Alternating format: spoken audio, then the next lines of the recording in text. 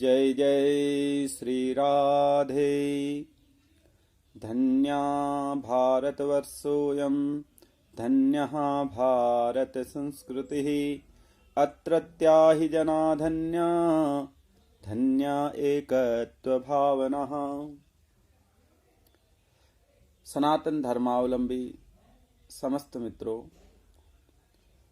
भारतीय संस्कृति अनेकता में एकता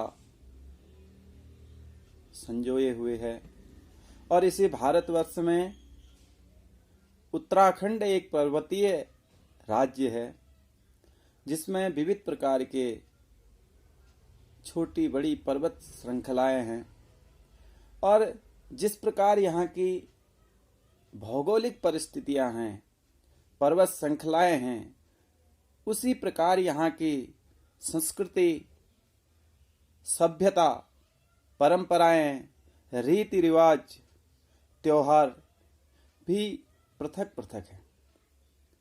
जो इस उत्तराखंड देवभूमि को संपूर्ण भारतवर्ष में पृथक प्रदर्शित करते हुए एकता के सूत्र में हम सबको पिरोते हैं और हम सबको गौरवान्वित करते हैं। वर्ष भर में अनेक त्योहार इस उत्तराखंड के भूमि में मनाए जाते हैं। विविध विविध क्षेत्रों में विविध विविध प्रकार के त्योहार उत्सव यहाँ मनाए जाते हैं और इन्हीं त्योहारों के क्रम में इगास, जिसको एकासी, बग्वाली, बूढ़ी दिवाली, गोधनोत्सव और बल्दी त्यार आदि नाम से जाना जाता है।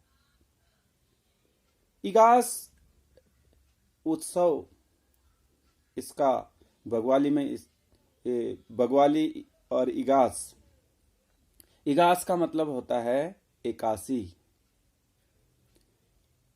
एकासी कार्तिक शुक्ल पक्ष एकादशी के दिन इस त्योहार को हम मनाते हैं। इस त्योहार को मनाने के पीछे पौराणिक और लोक प्रचलित कथाएं प्रचलित हैं। पौराणिक प्रसंग की ओर पहले हम चलेंगे। पौराणिक प्रसंग में ये कथा प्रचलित है कि भगवान राम 14 वर्ष के वनवास के बाद जब अयोध्या में वापस आए थे तो दिवाली के समय कार्तिक कृष्ण पक्ष अमावस्या को समस्त अवधवासियों ने भगवान के आगमन पर खूब उत्सव मनाया था। दीपक जलाए थे, जगह जगह प्रकाश किया था और ये भगवान के आने की जो सूचना थी, ये हमारे पर्वतीय क्षेत्र में, उत्तराखंड के क्षेत्र में पहुंचने में 11 दिन लग गए। तो एकादशी के दिन, कार्तिक शुक्ल पक्ष एकादशी के दिन ये सूचना हमारे उत्तराखंड वासियों को, पर्वतीय क्षेत्र के लोगों को पता चली। तो पर्वतीय क्षेत्र जो भगवान के अनन्य उपासक हैं, वो कहाँ पीछे रहने वाले। इसलिए उन सब ने जिस दिन भगवान के आगमन की सूचना मिली, उसी दिन प्रसन्न होकर के खूब उत्सव मनाया, दीपक जलाए, खूब अपने घरों को प्रकाशित किया, अपने घरों को साफ स्वच्छ किया और बड़े सुंदर सुंदर पकवान बनाए, एक दूसरे को वितरित किए और रात में खूब ढोल दमाऊ बजा करके, खूब गीत गा करके, नृत्य करके उत्सव मनाया। एक प्राचीन ये कथा प्रचलित है। दूसरी जो पौराणिक कथा है, उसके अनुसार भगवान नारायण प्रभु जब चातुर्मास प्रारंभ होता है, आषाढ़ शुक्ल पक्ष एकादशी को देवशयनी एकादशी कहते हैं, उस दिन भगवान नारायण शयन करने के लिए चले जाते हैं। वैसे तो भगवान कभी शयन करते नहीं हैं, लेकिन उनकी लीला की और चातुर्मास में जो पालन पोषण की जिम्मेदारी भगवान नारायण के पास थी, वो भगवान शिव के पास अतिरिक्त प्रभार उनके पास चले जाता है। तो चातुर्मास में भगवान शिव को जागृत देवता माना गया है और भगवान शिव ही पालन पोषण की पूरी व्यवस्था करते हैं, इसलिए चातुर्मास में भगवान शिव की उपासना की जाती है। और इधर कार्तिक शुक्ल पक्ष से एकादशी के दिन भगवान पुनः शयन से जागृत हुए थे, तो इस दिन इसलिए देव उठनी एकादशी भी से कहते हैं या देवोत्थान एकादशी भी से कहते हैं। और पुनः भगवान ने अपना कार्य प्रारंभ किया था और भगवान शिव से ये अतिरिक्त प्रभार उन्हें वापस मिल गया था। तो समस्त देवता, ऋषि, महात्मा और समस्त प्राणी मात्र भगवान के जागृत होने के अवसर पर प्रसन्नता व्यक्त करते हैं और ये कथा भी प्रचलित है और त्योहार मनाया जाता है, दीपोत्सव किया जाता है। तीसरी कथा है महाभारत में भगवान कृष्ण के जो परम भक्त पांडव थे, वो पांडव जब वनवास के समय में थे तो वहां एक राक्षस ने भीम को चेतावनी दी,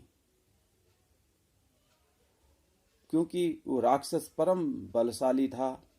भीम को चेतावनी जब दी, भीम उसके साथ युद्ध के लिए गए और बहुत लंबे समय तक युद्ध हुआ और अंत में भीम उस राक्षस को मार करके वापस आए थे, क्योंकि अधिकांश समय पांडवों का वनवास के समय का सारा समय अधिकांश उत्तराखंड के पर्वतीय क्षेत्रों में ही व्यतीत हुआ। इसलिए पर्वतीय क्षेत्र के लोग पांडवों को और भीम के उस राक्षस को मारने के कारण उत्सव मनाते हैं, क्योंकि वो राक्षस समस्त प्राणियों को बहुत प्रताड़ित करता था।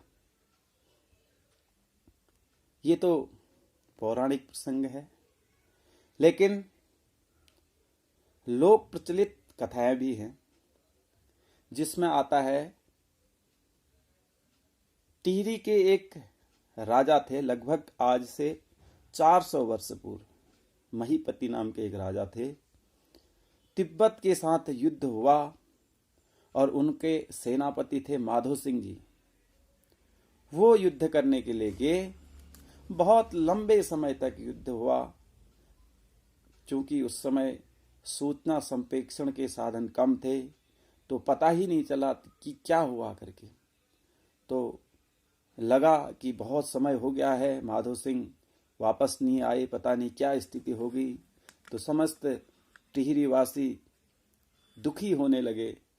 तो इसके संबंध में वहाँ एक गीत भी प्रचलित है, 12 एगेनी बगवाली मेरो माधो ने आई, 16 एगेनी सराधा मेरो माधो ने आई। इस प्रकार से वहाँ गीत एक प्रचलित है।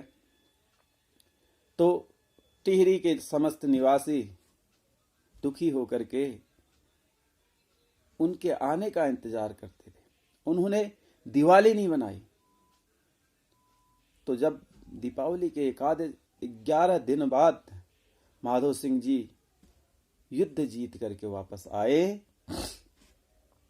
तब ये सूचना जब वहां पता चली तो सब लोग प्रसन्न होकर के, खुश होकर के दीपोत्सव करने लगे, खूब खुशियां मनाने लगे। घर घर में पकवान बनाए गए और एक दूसरे को पकवान वितरित किए गए। आज वो परंपरा मिष्ठान्न वितरण में चले गई है। लोग मिठाई खरीद करके देते हैं, लेकिन प्राचीन काल में उस समय और आज भी गांव में वो प्रचलित है। जो पारंपरिक जो हमारे जो पकवान हैं वो बनाए जाते हैं, जैसे कुमाऊं में सिंघोड़े जिसे बनाए जाते हैं चावल के आटे के, बड़े स्वादिष्ट होते हैं। तो और गढ़वाल में कहीं एक क्षेत्र ऐसा भी है जहां मीठे करेले की और लाल चावल के भात बनाया जाता है।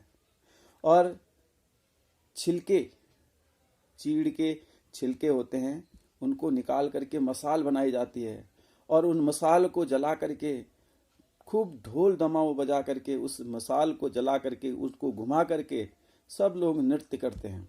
बड़ा सुंदर आनंदित वहाँ पर वातावरण होता है। ये कथा प्रचलित है। इसके अलावा एक प्रसंग ये भी आता है कि इस दिन कुमाऊं में इसे बल्दी त्यार भी कहते हैं, क्योंकि उसका कारण ये है, चातुर्मास में जो किसान हैं वो अपने पशुधन को अधिकांश गोठ में ही या गौशाला में ही रखते थे, क्योंकि चराने के लिए लगातार बारिश होती थी, अवसर प्राप्त नहीं होता था। उसके बाद उनकी फसल तैयार हो जाती थी और वो फसल को काटने के, उसको संभालने के चक्कर में तो वो लोग अधिकांश समय उसी में व्यतीत कर लेते थे।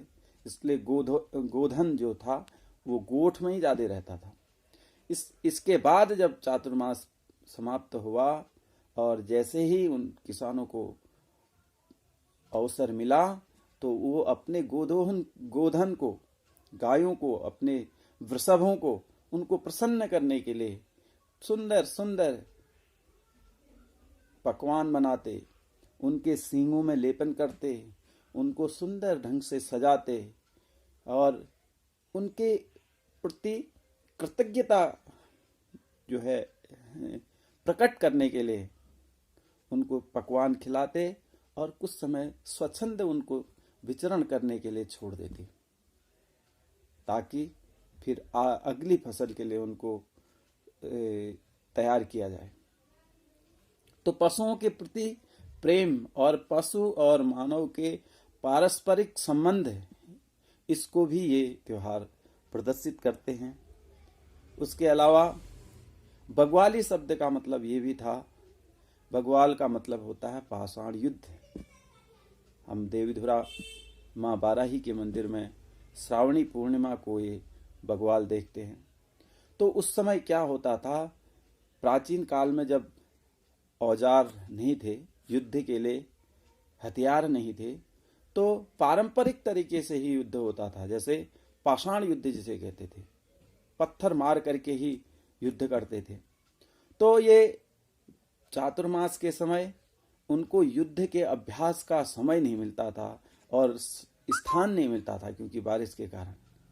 इसलिए वो लोग क्या करते थे, चातुर्मास समाप्त होने के बाद उसको युद्ध का अभ्यास करते थे। इसलिए उसको बग्वाली करते। बग्वाल का मतलब होता है पत्थर युद्ध। और भी बहुत सारी प्रसंग है। तो आज इसमें हम इस वीडियो में इतना ही लेंगे। बहुत बहुत धन्यवाद।